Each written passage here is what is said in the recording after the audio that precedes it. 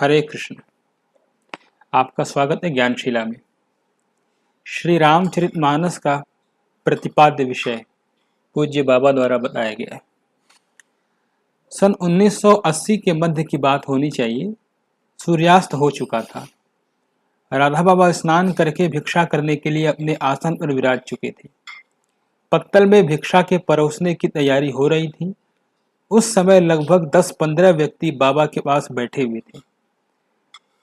उनके शांत और प्रसन्न मुखमंडल को देखकर एक व्यक्ति ने हाथ जोड़कर निवेदन किया कि बाबा, मेरे मन में एक जिज्ञासा है। बाबा ने कहा, पूछिए, क्या जानना चाहते हैं? उन सज्जन ने कहा, बाबा, तुलसी कृत श्री रामचरितमानस का प्रतिपाद्य तथ्य क्या है? इस प्रश्न को सुनकर बाबा थोड़े चौंके। प्रश्न तो जटिल अवश्य था, किंतु था बहुत सुंदर। प्रश्नकर्ता का परिचय प्राप्त करने की भावना से बाबा ने पूछा, आपका परिचय क्या है? आप क्या करते हैं? उन सज्जन ने हाथ जोड़ते हुए विनम्रता पूर्वक कहा, मैं इलाहाबाद यानी प्रयागराज का रहने वाला हूँ और श्री रामचरितमानस की कथा कहा करता हूँ। वे आगे कुछ बोले, उनको रोक कर बीच में ही बाबा बोल पड़े, यह तो बड़ी अटपटी बात है। श्री रामचरितमानस की कथा कहने वाले पंडित जी को मानस के प्रतिपाद्य का ज्ञान नहीं हो, यह बात समझ में नहीं आती। उन कथावाचक जी ने कहा, यह बात आपकी या किसी की समझ में भले न आए, पर सचमुच मेरे मन में यह प्रश्न बहुत दिनों से बना हुआ है। बाबा ने एकदम सीधा प्रश्न किया।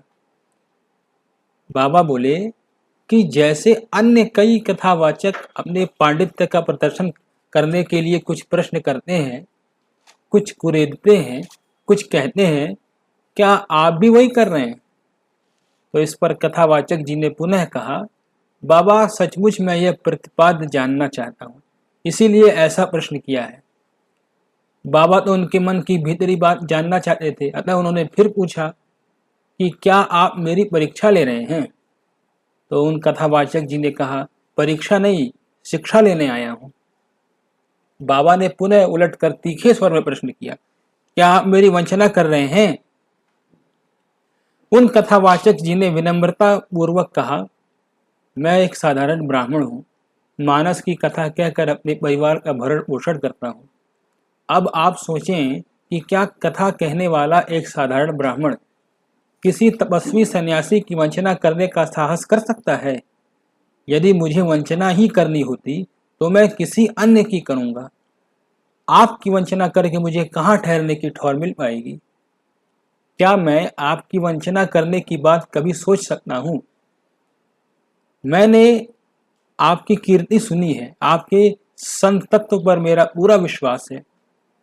मुझे मेरी जिज्ञासा का सही सही समाधान मिलेगा, यह आशा लेकर मैं आपके श्री चरणों के समीप आया हूँ। आप विश्वास करें, मैं आपकी न वंचना करने आया हूँ और न परीक्षा लेने आया हूँ, अपितु मैं अपना वह प्रश्न आपके समक्ष रख रहा हूँ जिसका उत्तर मुझे कहीं मिल नहीं पाया है। मेरे साथ तो दीपक तले अंधेरे वाली उक्ति चरितार्थ हो रही है। उन कथावाचक जी के सरल और सत्य निवेदन से बाबा द्रवित हो उठे। सच्चे और सरल प्रश्न का संत सदैव स्वागत किया करते हैं। बाबा ने कहा, सर्वप्रथम आपकी सच्चाई की मैं हृदय से जय जयकार मानता हूँ। अब जो भी समझ में आ रहा है उसे बतलाने का प्रयास कर रहा हूँ। यह बात सिद्धांततः सही है कि मरते समय व्यक्ति झूठ नहीं बोलता। अंतिम क्षणों में उसके भीतर सत्य के लिए आग्रह रहता है। अब गोस्वामी श्री तुलसीदास जी महाराज के श्री रामचरितमानस के अंतिम कांड अर्थात उत्तर कांड के एकदम अंतिम अंश को देखें। उत्तर कांड के एकदम अंत में गोस्वामी जी ने 3 कवित्त लिखे हैं। इन 3 कवित्तों के बाद उन्होंने 2 दोहे लिखे हैं जो इस प्रकार है। मौसम दीन दीन हित तुम समान रघुबीर, अस विचारि रघुवंश मनि हरहु विषम भव भीर, कामी ही नारी पियारी जिमि लोभी ही प्रिय जिमि दाम, तिमि रघुनाथ निरंतर प्रिय लागहु मोहि राम। इन 2 दोहों में श्री गोस्वामी जी ने अपने जीवन आराध्य भगवान श्री सीताराम जी से अपनी आंतरिक प्रार्थना और वास्तविक कामना का निवेदन किया है। वह आराध्य और आराधक के मध्य होने वाले व्यक्तिगत और आंतरिक संबंध की बात है। इन दोहों में गोस्वामी जी ने अपनी निजी भावना का उल्लेख किया है। इन दोहों से पहले जो 3 कवित्त लिखे गए हैं उनमें 3 बातें कही गई हैं। प्रथम कवित्त है, पाई न केहि गति पतित पावन राम भज सुनु सठ मना, गनिका अजामिल व्याध गीध गजादि खल तारे घना, आभीर जमन किरात खस स्वपा चादी अति अघ रूप जे, कही नाम बालक ते पावन होई राम नमामि ते। इस प्रथम कवित्त में भगवान के नाम की महिमा बतलाई गई है। जिसने भी भगवान नाम का आश्रय लिया है, चाहे वह कोई हो और कैसा भी हो, उसकी सारी बात बन गई और उसके लोक परलोक परमार्थ सभी सुधर गए। भगवान नाम के आश्रय से नितांत पतित भी परम पावन हो जाता है। अब दूसरा कवित्त है, रघुवंश भूषण चरित यह नर कहीं सुनहि जे गावहि, कलिमल मनोमल धोई बिनु श्रम राम धाम सिधावहि, सत पंच चौपाई मनोहर जान जो नर उर धरें, दारुण अविद्या पंच जनित विकार रघुबर हरें। इस दूसरे कवित्त में भगवान के चरित्र की महिमा बतलाई गई। जो मनुष्य भगवान की लीला का कथन श्रवण गायन करते हैं, उनके मन की सारी मलिनता दूर हो जाती है और 5 प्रकार की अविद्या के विकार नष्ट हो जाते हैं और अंत में उसे भगवान के परम धाम की प्राप्ति होती है। इसके बाद तीसरा कवित्त है, सुंदर सुजान कृपा निधान अनाथ पर कर प्रीति जो, सो एक राम अकाम हित निर्बान प्रद सम आन को, जाकी कृपा लवलेश ते मतिमंद तुलसी दास हूँ, पायो परम विश्रामु राम समान प्रभु नाही कहूँ। इस तीसरे कवित्त में भगवान की कृपा की महिमा बतलाई गई है। दया सिंधु भगवान की अनाथों पर बड़ी प्रीति होती है। उन कृपा मूर्ति भगवान की कृपा के बिंदु मात्र से संसार सिंधु ही सूख जाता है और मुक्ति सहज सुलभ हो जाती है। उन सदा निष्काम और पूर्ण कृपा धाम की कृपा का आश्रय लेने से परम विश्राम मिलता है। बाबा बड़े प्यारे भरे शब्दों में उन कथावाचक जी महाराज को मानस का मर्म बतलाते जा रहे थे।